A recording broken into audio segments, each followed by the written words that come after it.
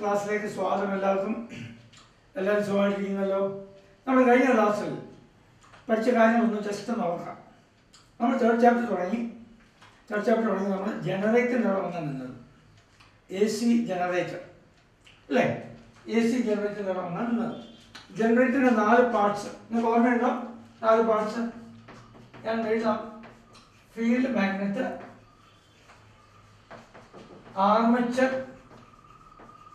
Armature coil എന്നും പറയാം കേട്ടോ. ആർമേച്ചർ എന്നും പറയാം, ആർമേച്ചർ കോയിൽ എന്നും പറയാം. പിന്നെ ബ്രഷസ്,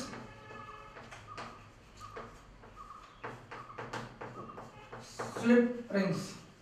ഇങ്ങനെ 4 പാർട്സിനെ പറ്റിയാണ് നമ്മൾ പഠിച്ചത് അല്ലേ? അപ്പോൾ അത് ഞാൻ ഡെഫിനിഷൻ നിങ്ങൾ നോട്ട്ബുക്കിൽ എഴുതണമെന്ന് പറഞ്ഞായിരുന്നു. അല്ല, നോട്ട്ബുക്കിൽ എഴുതിയോ? നോട്ട്ബുക്കിൽ എഴുതണമെന്ന് പറഞ്ഞു, അത് പഠിക്കണമെന്ന് പറഞ്ഞു.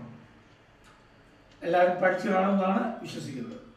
ഓക്കെ, ഈ AC ജനറേറ്ററിൻ്റെ പിക്ചർ ഞാൻ വരയ്ക്കണമെന്ന് പറയായിരുന്നു. ഒരു സിമ്പിൾ ഡയഗ്രാം ഞാൻ ബോർഡിലോട്ടൊന്ന് വരയ്ക്കാം.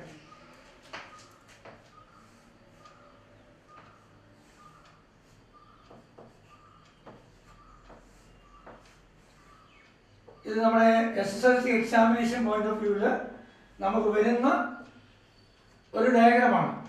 Okay, SSLC examination point of വ്യൂവിൽ വരുന്ന ഡയഗ്രമാണ്. അപ്പോൾ നിങ്ങളത് നന്നായിട്ട് തന്നെ വരയ്ക്കണം. ഓക്കെ, ഇവിടെ ബ്രഷസ് വരും. ഇത് റിങ് R1, ഇത് റിങ് R2. ഇവിടെ മറ്റൊരു ബ്രഷ് വരും. നമുക്ക് ബ്രഷ് B1 എന്നും മറ്റേ ബ്രഷിന് B2 എന്നും കൊടുക്കാം.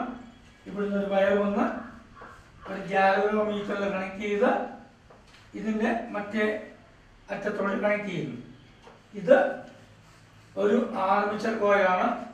N-ഉം S-ഉം അതിൻ്റെ മാഗ്നറ്റിനെ സൂചിപ്പിക്കുന്നു. അപ്പം field മാഗ്നറ്റായി, armature കോയിലായി, ബ്രഷസായി, slip റിങ്സുമായി.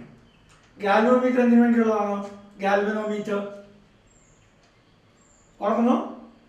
It is an instrument used to detect the presence of very feeble current. Okay, അതായത് വളരെ ചെറിയ കറണ്ടിൻ്റെ സാന്നിധ്യം പോലും തിരിച്ചറിയാൻ ഉപകരിക്കുന്ന ഉപകരണത്തിൻ്റെ പേരാണ് ഗാൽവനോമീറ്റർ. 9ാം ക്ലാസ്സിൽ പഠിച്ചിട്ടുള്ളത്. അതുകൊണ്ടാണ് ഇപ്പോൾ നമ്മൾ അതിൻ്റെ ഡെഫിനിഷൻ പഠിക്കേണ്ടത്. എന്നാൽ അത് അറിഞ്ഞിരിക്കണം. അപ്പോൾ നമുക്ക് ഒരു ആർമേച്ചർ കോയിൽ ഇതിനുള്ളിൽ കറങ്ങുമ്പോൾ മൈക്കൽ ഫാരഡെ പറഞ്ഞു ഒരു ചേഞ്ച് ഇൻ ഫ്ലക്സ് ഉണ്ടാകുമെന്നും ആ ചേഞ്ച് ഇൻ ഫ്ലക്സിൻ്റെ ഭാഗമായി ഒരു EMF ഇൻഡ്യൂസ് ചെയ്യുമെന്നും EMF ഇൻഡ്യൂസ് ചെയ്യുന്നതുകൊണ്ട് തന്നെ ഒരു കറണ്ട് ഉണ്ടാകുമെന്നും ആര് പറഞ്ഞു? മൈക്കൽ ഫാരഡെ പറഞ്ഞു. അതിനാണല്ലോ ഇലക്ട്രോ മാഗ്നറ്റിക് ഇൻഡക്ഷൻ എന്ന് പറയുന്നത് അല്ലേ? ഓക്കെ, അപ്പോൾ ഇലക്ട്രോ മാഗ്നറ്റിക് ഇൻഡക്ഷൻ്റെ പ്രിൻസിപ്പിൾ ഉപയോഗിച്ച് പ്രവർത്തിക്കുന്ന ഒരു ഉപകരണമാണ് ജനറേറ്റർ. ഇവിടെ AC ആണല്ലോ ഉണ്ടാകുന്നത്. അതുകൊണ്ട് ആ ജനറേറ്ററിൻ്റെ പേരെന്താണ്? AC ജനറേറ്റർ എന്നാണ്. അപ്പോൾ SSLC എക്സാമിനേഷൻ പോയിന്റ് ഓഫ് വ്യൂവിൽ നിങ്ങൾക്കൊരു AC ജനറേറ്ററിൻ്റെ ഡയഗ്രാം വരയ്ക്കാൻ വരും എന്നുള്ളതിന് യാതൊരു സംശയമില്ല. ടെക്സ്റ്റ് ബുക്കിൽ ഒന്നുകൂടി ഒരു ഒരു ഗ്രാഫിക്കൽ ചിത്രീകരണമാണ് തന്നിരിക്കുന്നത്. അത്ര ഗ്രാഫിക്കലായിട്ട് വരയ്ക്കുന്ന ബേസിക് കാര്യങ്ങൾ അറിയണം എന്നുള്ളത് നിങ്ങൾ അറിഞ്ഞിരുന്നാൽ മതി. ഈ ഒരു കാര്യം നിങ്ങൾ മനസ്സിലാക്കിയിരുന്നാൽ മതി. എല്ലാവർക്കും മനസ്സിലാകുന്നുണ്ടോ? ഓക്കെ, ഇനി വളരെ പ്രധാനപ്പെട്ട ഒരു പോയിന്റിലേക്ക് നമ്മൾ എത്തിച്ചേരുകയാണ്. What is that point? കഴിഞ്ഞ ക്ലാസ്സിൽ നമ്മൾ പഠിച്ചു what is AC, what is DC അല്ലേ? ഓൾട്ടർനേറ്റിംഗ് കറണ്ട് എന്താണെന്നും ഡയറക്റ്റ് കറണ്ട് എന്താണെന്നും പഠിച്ചു. അപ്പോൾ ഓൾട്ടർനേറ്റിംഗ് കറണ്ട് പെട്ടെന്ന് ഞാൻ പറയാം. ഒരു സെക്കൻഡിൽ ഒരു കറണ്ടിൻ്റെ ദിശ അനേക തവണ മാറുന്നതിനാണ് ഓൾട്ടർനേറ്റിംഗ് കറണ്ട് എന്ന് പറയുന്നത്. ഡയറക്റ്റ് കറണ്ടോ? എന്താണ് ഡയറക്റ്റ് കറണ്ട്? യൂണി ഡയറക്ഷൻ അല്ലേ? ഒരേ ദിശയിൽ സഞ്ചരിക്കുന്ന വൈദ്യുതിക്കാണെന്ന് പറയുന്നത് DC. നമ്മുടെ മൊബൈലിലുള്ള സെല്ല്, ടോർച്ചിൽ വരുന്ന സെല്ല്, എമർജൻസി ലാമ്പ് ഒക്കെ എന്താണ്? DC ആണ്. നമുക്ക് എമർജൻസി മൊബൈലിലെ സെല്ലിലൊക്കെ നമുക്ക് തൊടാം, നമുക്ക് ഷോക്കൊന്നും അടിക്കുന്നില്ല, DC. പക്ഷേ ഈ വരുന്ന വൈദ്യുതി, നമ്മുടെ വീടുകളിലൊക്കെ വരുന്ന വൈദ്യുതി എന്താണ്? AC ആണ് അല്ലേ? പോസ്റ്റ് വഴി, മീറ്റർ വഴി വരുന്ന വൈദ്യുതി എന്താണ്? AC ആണ്, ഓൾട്ടർനേറ്റിംഗ് ആണ്. നമ്മൾ പഠിച്ച ജനറേറ്റർ എന്താണ്? AC ജനറേറ്ററാണ്. അപ്പോൾ പ്രധാനപ്പെട്ട ഒരു പോയിന്റ് എന്ന് ഞാൻ പറഞ്ഞു. എന്താണ് പ്രധാനപ്പെട്ട പോയിന്റ്? ആ പ്രധാനപ്പെട്ട പോയിന്റ് എന്ന് പറയുന്നത്, എങ്ങനെയാണ് ഒരു ആർമേച്ചർ ഒരു ഫീൽഡ് മാഗ്നറ്റിനുള്ളിൽ കറങ്ങുമ്പോൾ, അല്ലെങ്കിൽ എങ്ങനെയാണ് ഒരു മാഗ്നറ്റ് ആർമേച്ചറിന് ചുറ്റും കറങ്ങുമ്പോൾ, രണ്ട് ഭാഗം, ഒന്നിൽ ആർമേച്ചറിന് കറങ്ങാൻ പറ്റും, അല്ലെങ്കിൽ ആർമേച്ചറിനെ നിർത്തിക്കൊണ്ട് ഫീൽഡ് മാഗ്നറ്റിന് കറങ്ങാൻ പറ്റും. ഞാൻ രണ്ട് വാക്കുകൾ പെട്ടെന്ന് പരിചയപ്പെടണം. ഒന്ന്, rotor. The rotating part of the generator is called rotor. കറങ്ങുന്ന ഭാഗം, അതിന് പറയുന്ന പേരാണ് റോട്ടർ. മറ്റൊന്ന് stator. Stator, the stationary part, ചലിക്കാത്ത ഭാഗത്തിന് സ്റ്റാറ്റർ എന്ന് പറയും. അപ്പോൾ ഒരു ജനറേറ്ററിൽ നമുക്ക് വേണമെങ്കിൽ ആർമേച്ചറിനെ റോട്ടറാകാം. അപ്പോൾ ആര് സ്റ്റാറ്റർ ആകും? Field magnet. അത് തിരിച്ച് ഫീൽഡ് മാഗ്നറ്റിനെ റോട്ടറാകാം. അപ്പോൾ ആര് സ്റ്റാറ്റർ ആകും? Armature. I think you are able to understand അല്ലേ? നിങ്ങൾക്ക് മനസ്സിലാകുന്നുണ്ടോ? ഞാൻ വളരെ സിമ്പിളായിട്ടാണ് പറഞ്ഞത്. എന്തോ ഞാൻ പറയുന്നത്, നമുക്ക് അറിയേണ്ടത് ഒരു AC ജനറേറ്ററിൽ എങ്ങനെ AC ഉണ്ടാകുന്നു, അതാണ് പഠിക്കാൻ പോകുന്നത്. വളരെ പ്രധാനപ്പെട്ടതാണ്. ഇപ്പം കറണ്ട് ഉണ്ടാകും നമുക്കറിയാം, പക്ഷെ ആ കറണ്ട് AC ആണെന്ന് എങ്ങനെ നമുക്ക് മനസ്സിലാക്കാൻ പറ്റും, എങ്ങനെ നമുക്ക് പഠിക്കാൻ പറ്റും, ഇതാണ് നമ്മൾ മനസ്സിലാക്കാൻ പോകുന്നത്. അപ്പോൾ അതിന് മുന്നോടിയായിട്ട് ഞാൻ എന്ത് പറഞ്ഞേ? റോട്ടറിനെയും സ്റ്റാറ്ററിനെയും പരിചയപ്പെടുത്തിയത്.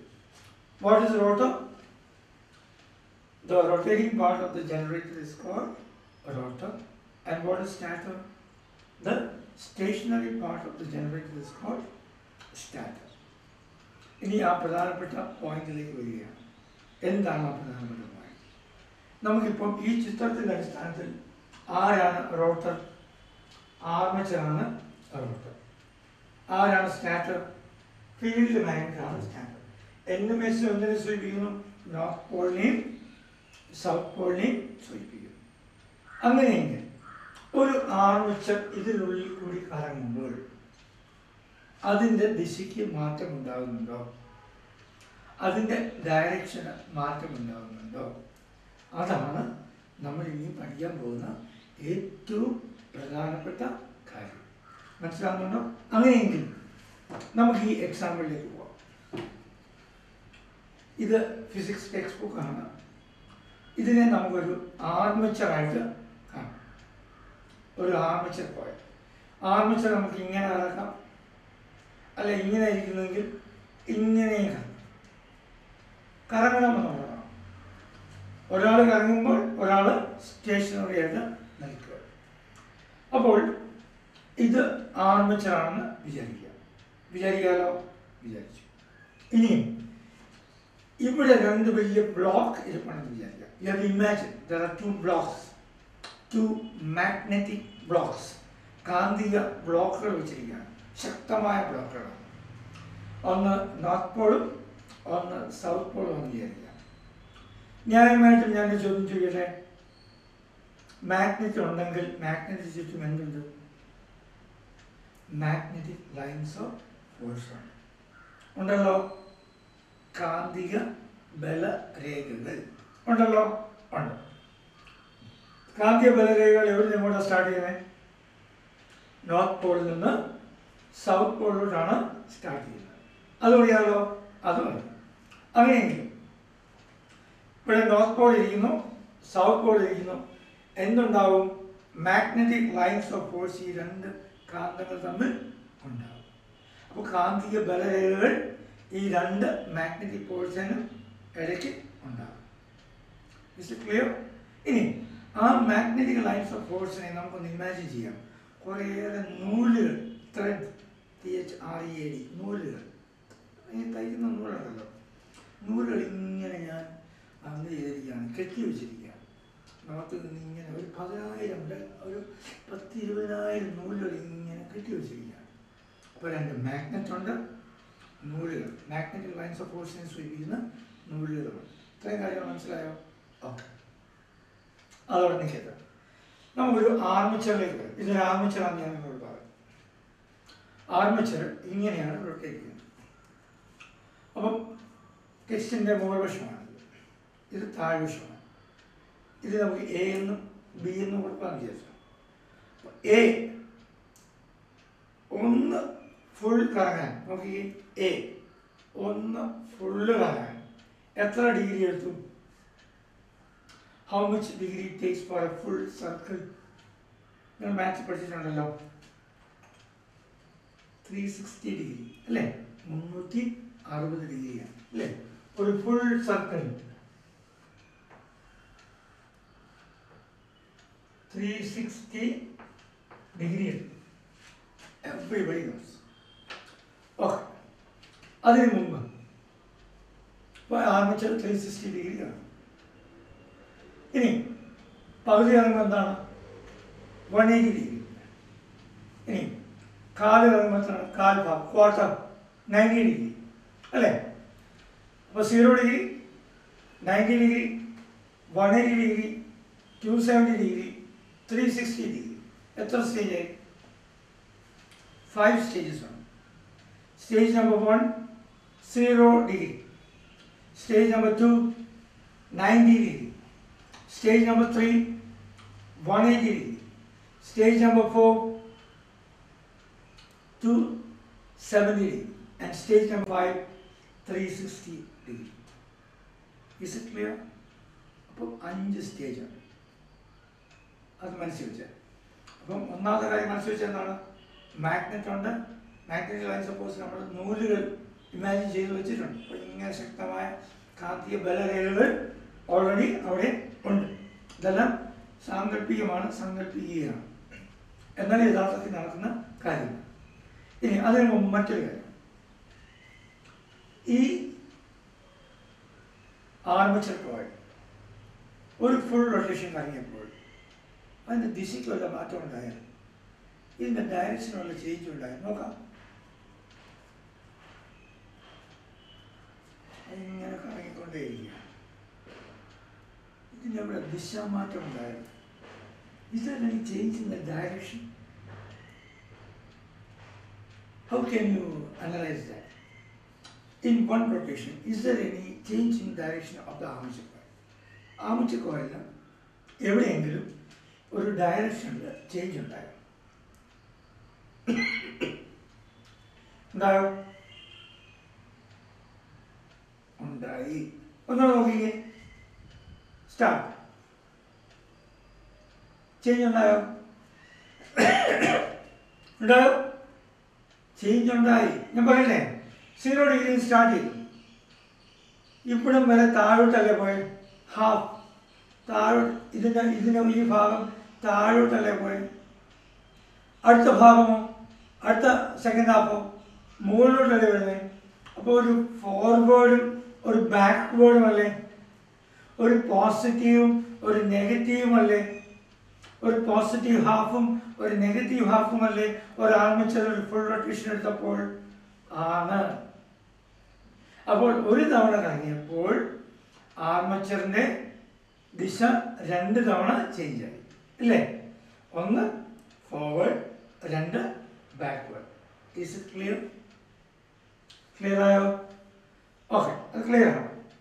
അപ്പോൾ അത് പോയിൻ്റായി. അപ്പോൾ ആർമേച്ചറിൻ്റെ ഡയറക്ഷൻ മാറുമെന്ന് നമ്മൾ മനസ്സിലാക്കി. ഇനി അടുത്ത കാര്യം, നമുക്ക് സ്റ്റേജ് 1 0 ഡിഗ്രിയിൽ ആർമേച്ചർ വെച്ചിരിക്കുന്നു. എന്തുണ്ട് ഇവിടെ? നൂലുകളുണ്ട്. എന്തുണ്ട്? നൂലുകൾ. നൂലുകൾ എന്തിനെ ഇമാജിൻ ചെയ്യുന്നു? എന്തിനെ റെപ്രസെൻ്റ് ചെയ്യുന്നു? മാഗ്നറ്റിക് ലൈൻസ് ഓഫ് ഫോഴ്സിനെ, കാന്തിക ബലരേഖകളെയാണ് അത് സൂചിപ്പിക്കുന്നത്. ഇത്രയും കാര്യങ്ങൾ മനസ്സിലായോ? ഓക്കെ, എങ്കിൽ നെക്സ്റ്റ് അടുത്ത കാര്യം എന്താണെന്ന് ചോദിച്ചു കഴിഞ്ഞാൽ, സ്റ്റേജ് 1ൽ ആർമേച്ചർ നിൽക്കുന്നു. ഈ സമയത്ത് കാന്തിക ബലരേഖകൾ ഇത് കട്ട് ചെയ്യുന്നുണ്ടോ, മുറിക്കുന്നുണ്ടോ? ഇല്ല. അപ്പോൾ അവിടെ മിനിമമാണ്, EMF അവിടെ മിനിമമാണ്. ഇനി ഇവിടെ ഒരു വാൾ വെച്ചിട്ടുണ്ടെന്ന് വിചാരിക്കാം, ഒരു വാൾ ഈ നൂലുകളെ മുറിക്കാൻ വേണ്ടിയാണ്. അപ്പോൾ ഇങ്ങനെ കറങ്ങുമ്പോൾ മാക്സിമം EMF ഇൻഡ്യൂസ് ചെയ്യുന്നത്, മാക്സിമം ചേഞ്ച് ഇൻ ഫ്ലക്സ് ഉണ്ടാക്കുന്നത്, മാക്സിമം നൂലുകളെ മുറിക്കുന്നത് ഏത് ഡിഗ്രി വരുമ്പോഴാണ്? 90 ഡിഗ്രി വരുമ്പോഴാണ്. അപ്പം ഒരു മാക്സിമം EMF എവിടെ വെച്ച് ഇൻഡ്യൂസ് ചെയ്യുന്നു? 90 ഡിഗ്രി വരുമ്പോൾ ഇൻഡ്യൂസ് ചെയ്യുന്നു. വീണ്ടും 180 ഡിഗ്രി ചെല്ലുമ്പോഴോ മിനിമം EMF. ഇനി തിരിച്ച് 270 വരുമ്പോഴോ വീണ്ടും ആ മാഗ്നറ്റിൻ്റെ ഉള്ളിലേക്ക് വരുമ്പോൾ അതിൻ്റെ ലൈൻസ് ഓഫ് ഫോഴ്സിനെ മാക്സിമം ചേഞ്ച് ഉണ്ടാകും. അപ്പോൾ ഒരു മാക്സിമം EMF ഇൻഡ്യൂസ് ചെയ്യപ്പെടും. അപ്പോൾ 5 സ്റ്റേജിൽ മാക്സിമം EMF ഏതൊക്കെ സ്റ്റേജിലുണ്ടായി? 2 സ്റ്റേജിലുണ്ടായി. അത് ഏതൊക്കെയാണ്? നോർത്ത് നോക്കി. ഒന്ന് 90 ഡിഗ്രിയിലും മറ്റൊന്ന് 270 ഡിഗ്രിയിലും. അപ്പോൾ ഒരു പോസിറ്റീവ് സൈക്കിളിലും ഒരു മാക്സിമം EMF ഉണ്ടായി. പിന്നെ നെഗറ്റീവ് സൈക്കിളിലും ഒരു മാക്സിമം EMF ഉണ്ടായി. മിനിമം EMF എത്ര സ്റ്റേജാണ്? 3 സ്റ്റേജ്. ഏതൊക്കെയാണ്? 0 ഡിഗ്രി, 180 ഡിഗ്രി ആൻഡ് 360 ഡിഗ്രി. അപ്പോൾ 3 സ്റ്റേജിൽ എന്തുണ്ട്? Minimum EMF. 2 സ്റ്റേജിൽ എന്തുണ്ട്? Maximum EMF. മനസ്സിലാകുന്നുണ്ടോ? അത് നമുക്ക് മനസ്സിലാക്കണമെങ്കിൽ ഞാനൊരു ഗ്രാഫ് വരയ്ക്കാം. ഇതുമായി റിലേറ്റഡാണ് ആ ഗ്രാഫ്. നിങ്ങൾ പേജ് നമ്പർ 52 എല്ലാവരും എടുത്തേ. ടെക്സ്റ്റിലോട് നോക്കുകയും എന്നെയല്ല ടെക്സ്റ്റിലോട് നോക്കുകയും അവിടെ ഒരു ഗ്രാഫ് കിടപ്പുണ്ട്. ഈ ഗ്രാഫ് വളരെ പ്രധാനപ്പെട്ടതാണ്. ആ ഗ്രാഫ് ഞാനൊന്ന് വരയ്ക്കാം. ഇത് 0 ഡിഗ്രിയാണ്. 0 ഡിഗ്രിയിൽ നിന്ന് മാക്സിമം EMF എവിടെ ഉണ്ടാവും? 90 ഡിഗ്രിയിൽ ഉണ്ടാവും. പിന്നെ ഒരു മിനിമം EMF എവിടെ ഉണ്ടാവും? 180 ഡിഗ്രിയിൽ ഉണ്ടാവും. അത് കഴിഞ്ഞ് ഓപ്പോസിറ്റ് സൈക്കിളിൽ 270 ഡിഗ്രിയിൽ ഒരു മാക്സിമം EMF ഉണ്ടാവും. 360 ഡിഗ്രിയിൽ ഒരു മിനിമം EMF ഉണ്ടാകും. അപ്പോൾ ഇതൊരു പോസിറ്റീവ് സൈക്കിളാണ്, ഇതൊരു നെഗറ്റീവ് സൈക്കിളാണ്. മനസ്സിലാകുന്നുണ്ടോ?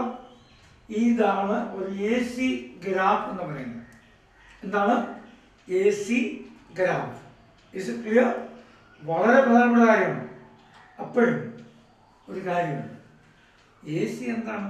ഒരു സെക്കൻഡിൽ അനേക തവണ ഡയറക്ഷൻ ചേഞ്ച് ചെയ്യും. നമ്മളിപ്പോൾ ഒരു സൈക്കിൾ കണ്ടു, ഒരു തവണ ചേഞ്ച് ചെയ്യുന്നതായിട്ട് നമ്മൾ കണ്ടു.